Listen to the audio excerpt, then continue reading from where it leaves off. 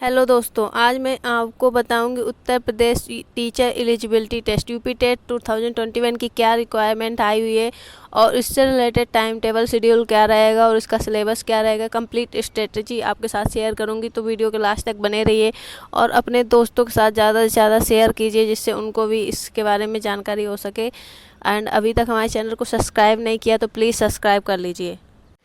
दोस्तों, इसका notification issue 11/5/2021 से होगा एंड दोस्तों इसकी एप्लीकेशन रजिस्ट्रेशन बिगिन होगा 18/5/2021 और दोस्तों इसकी लास्ट डेट फॉर रजिस्ट्रेशन 1/6/2021 और दोस्तों इसकी पे exam fee last date 2/6/2021 and दोस्तों इसका लास्ट कंप्लीट फॉर्म डिटेल्स मतलब आप कब तक सबमिट कर सकते हैं तो 3/6/2021 और दोस्तों इसकी एग्ज़ाम डेट कब रहेगी आपकी 25/7/2021 एंड दोस्तों इसका एडमिट कार्ड कब अवेलेबल हो जाएगा आपका तो 14/7/2021 एंड दोस्तों इसकी आंसर की कब तक आपको मिल जाएगी तो 2/8/2021 एंड इसका रिजल्ट कब डिक्लेयर होगा तो 20/8/2021। तो दोस्तों ये थी इसकी टाइम टेबल शेड्यूल की कि आपका कैसा कैसा शेड्यूल रहेगा इस फॉर्म में अप्लाई करते हैं। तो अब दोस्तों बात करते हैं एप्लीकेशन फ़ी क्या रहेगी। तो दोस्तों फॉर पेपर 1 ओनली, तो दोस्तों इसके लिए general OBC EWS 600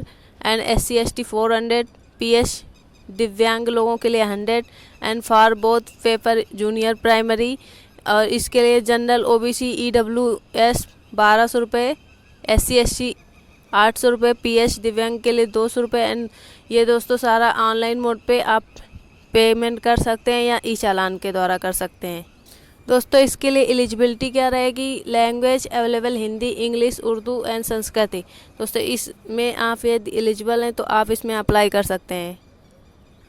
primary level पे आपके पास बैचलर डिग्री होनी चाहिए या आप अपेयर हो या डिले फाइनल ईयर एग्ज़ाम यदि आपके होने वाले हैं तब भी आप इसमें या हो चुके हैं तो इसमें आप अप्लाई कर सकते हैं। Bachelor degree in any stream 50% marks, master degree in any subject with B.Ed degree passed appearing और bachelor degree in any stream with 45% marks, master degree in any subject with B.Ed degree pass appearing as per NCTE norms और 10+2 इमीडिएट 50% marks with 4 year BLEd और bachelor degree in any stream with BTC Urdu special degree. More details आपको ये मतलब आपके पास ये eligibility होनी चाहिए एंड दोस्तों जूनियर लेवल पे आपके पास क्या होना चाहिए, bachelor degree master degree with 50% marks with B.Ed special exam passed appearing final year are. दोस्तों ये आपके पास यदि एलिजिबिलिटी है तो आप इसमें अप्लाई कर सकते हैं। Bachelor degree master degree with BTC training 2 year exam passed or 10+2 immediate exam with 50% marks, BLEd 4 year course और 10+2 inter exam with 50% marks and BSc B.Ed exam, bachelor degree in any stream 45% marks, master degree in any subject B.Ed degree passed appearing as per NCTE norms. तो दोस्तों ये आपके पास यदि eligibility है तो आप इस फॉर्म में अप्लाई कर सकते हैं। इसके लिए आपके पास ये डिग्री होनी चाहिए। यहाँ पे आपको शेड्यूल डिटेल दी गई है कि कब से कब तक आपका पूरा प्रोसेस चलेगा एग्ज़ाम का एंड दोस्तों इसकी अप्लाई करने की फॉर्म की सर्टिफिकेट रिलीज दोस्तों आफ्टर 1 मंथ होगा एंड दोस्तों फाइनल आंसर रिजल्ट आएगा 20 अगस्त 2021 को। आंसर की आएगी आपका 2 अगस्त 2021 and exam debt paper first and second 25 July 2021 and admit card 14 जुलाई 2021 को आएगा एंड दोस्तों last complete form print application 3 जून 2021 को तक आप कर सकते हैं। पेमेंट फ़ीस 2 जून तक कर सकते हैं। लास्ट डेट रजिस्ट्रेशन 1 जून तक रहेगा और ऑनलाइन आपका दोस्तों 18 मई से स्टार्ट होगा। तो ये दोस्तों बेसिक डिटेल है। ये शिक्षक भर्ती आई हुई है जो 1 से 5 के लिए आपके पास क्या एलिजिबिलिटी होनी चाहिए, जैसे कि आपके पास कोई भी विश्वविद्यालय द्वारा मान्यता प्राप्त विश्वविद्यालय से आपके पास B.Ed या BTC DLEd की डिग्री होनी चाहिए या आप अंतिम वर्ष में हो तब भी आप इसमें अप्लाई कर सकते हैं। एंड दोस्तों यदि क्लास 6 से 8 के बीच में आप अपना उसमें टीचर के पद में अप्लाई करना चाहते हैं तो आपके पास एलिजिबिलिटी क्या होनी चाहिए, किसी भी मान्यता प्राप्त संस्थान से आपके पास टीई के द्वारा, और आपका DLED डिग्री होनी चाहिए। BTC अंतिम वर्ष में शामिल होने के लिए आपके पास उत्तीर्ण होना चाहिए। तो दोस्तों ये आपके पास एलिजिबिलिटी है तो आप अप्लाई कर सकते हैं इसके लिए।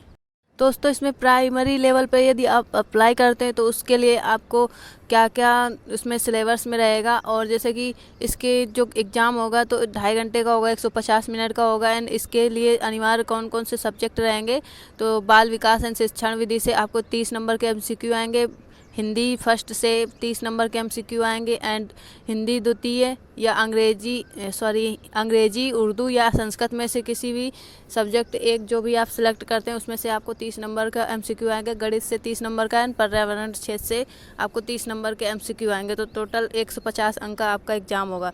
एंड दोस्तों इसमें से कौन कौन सा क्या सिलेबस है, तो जो बाल विकास एवं शिक्षण विधियाँ, इसमें से आपको क्या पूछा जा सकता है, तो दोस्तों बाल विकास का अर्थ, सफल आवश्यकता तथा क्षेत्र, बाल विकास की अवस्थाएं, शारीरिक विकास, मानसिक विकास, संवेगात्मक विकास एंड क्षमता, अभिव्यक्ति की क्षमता का विकास, सृजनात्मक एवं सृजनात्मक क्षमता का विकास, बाल विकास के आधार पर उनको प्रभावित करने वाले कारक, वंशानुक्रम, वातावरण, पारिवारिक, सामाजिक, विद्यालय, संचार माध्यम। दोस्तों इस जैसे बाल विकास से इतना कुछ आप कवर कर सकते हैं अपना स्ट्रेटजी बनाने के लिए, जैसे तैयारी करने के लिए। एंड सीखने का अर्थ तथा सिद्धांत, अधिगम, सीखने का अर्थ, प्रभावित करने वाले कारक, अधिगम की प्रभावशाली विधियाँ, अधिगम के नियम, थाने एंड अधिगम के प्रमुख सिद्धांत तथा कक्षा का संबंध, प्रतिक्रिया का सिद्धांत, स्किनर का क्रिया प्रयास एवं त्रुटि का सिद्धांत का संबंध, प्रतिक्रिया का सिद्धांत, स्किनर प्रस्तुत, अधिगम सिद्धांत, कोहिनर का सूझ, अंतर्दृष्टि का सिद्धांत, पियाजे का सिद्धांत, वायोगस्की का सिद्धांत, सीखू का वक्र, अर्थ एवं प्रकार, सीखने में प्रकार, अर्थ और कारक का निराकरण। तो दोस्तों ये आप देख सकते हैं, और इसके बाद आप स्क्रीनशॉट भी रख लीजिएगा जिससे कि आपको हेल्प हो सकेगी।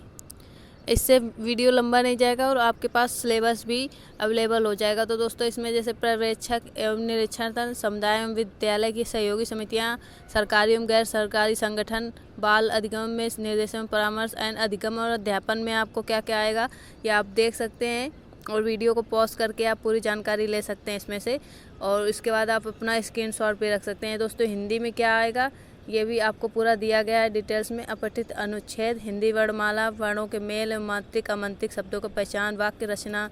एंड दोस्तों ये सारी आपको सिलेबस में कवर किया गया है, आपके मतलब एग्ज़ाम पैटर्न में ये सारा कुछ आएगा।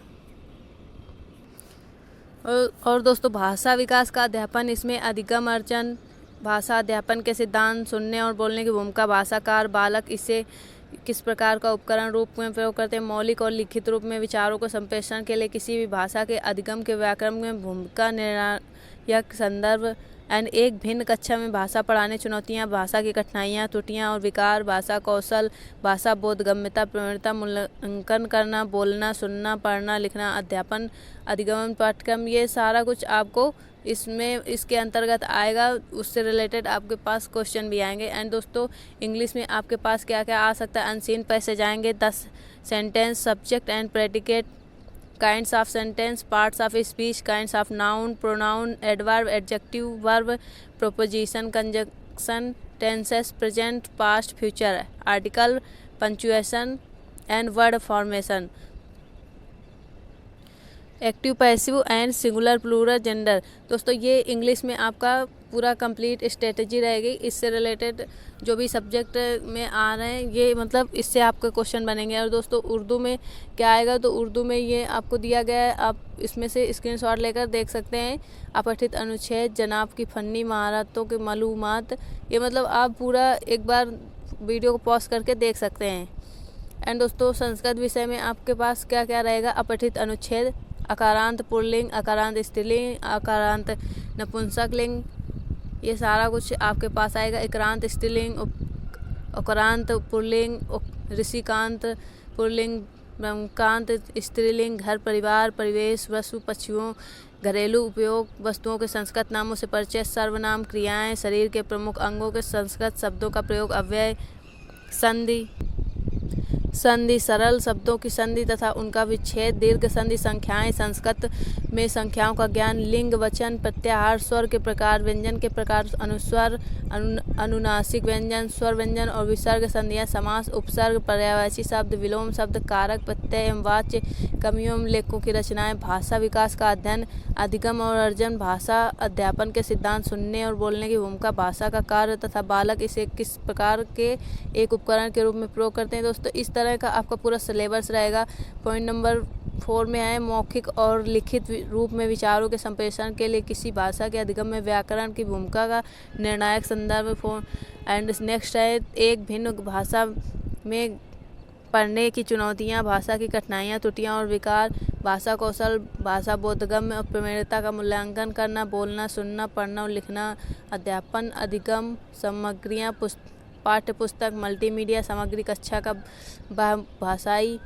बहुभाषाई संसाधन, उपचारात्मक अध्यापन।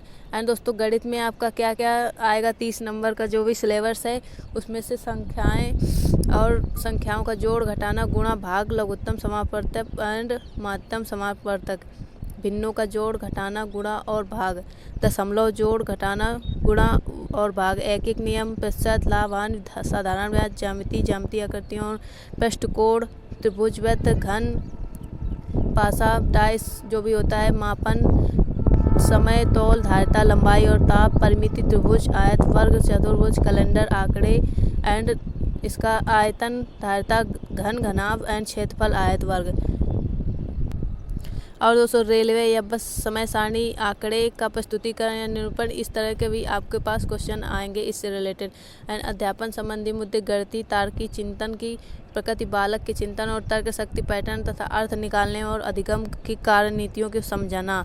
एंड पाठ्य चर्चा में गणित का स्थान, गणित की भाषा, सामुदायिक गणित, औपचारिक और अनौपचारिक पद्धतियों के माध्यम से मूल्यांकन, शिक्षण की समस्याएं, त्रुटि विश्लेषण और अधिगम और अध्यापन के प्रासंगिक पहलू, नैदानिक और उपचारात्मक शिक्षण। दोस्तों ये आपका मैथ से रिलेटेड ये सिलेबस है। आप इसमें मतलब इस तरह का उसमें पूरा कवर होगा, इस तरह के क्वेश्चन आपके पास आएंगे इससे टॉपिक से रिलेटेड। पर्यावरण अध्ययन, विज्ञान, इतिहास, भूगोल, नागरिक शास्त्र और इससे अंतर्गत पर्यावरण, इससे रिलेटेड भी आपके 30 नंबर आएंगे।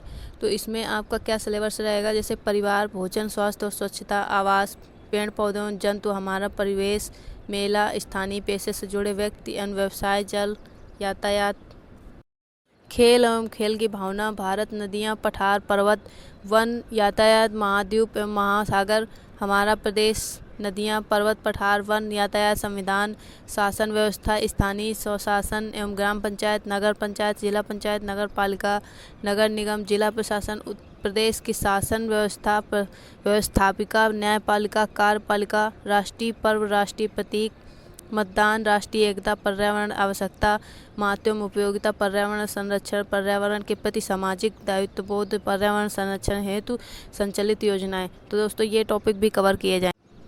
अध्यापन संबंधी आपके पास कौन कौन सी स्ट्रेटजी से आपके क्वेश्चन आ सकते हैं, पर्यावरणीय अध्ययन की अवधारणा और व्याप्ति, पर्यावरणीय अध्ययन का महत्व, एकीकृत पर्यावरणीय अध्ययन एवं पर्यावरणीय शिक्षा, अधिगम सिद्धांत, विज्ञान और सामाजिक विज्ञान की व्याप्ति और संबंध, अवधारणा प्रस्तुत करने के दृष्टिकोण, क्रियाकलाप, एक्टिविटी जो भी है, प्रयोग, व्यावहारिक कार्य, चर्चा, सतत व्यापक मूल्यांकन, शिक्षण सामग्री, उपकरण या समस्याएं।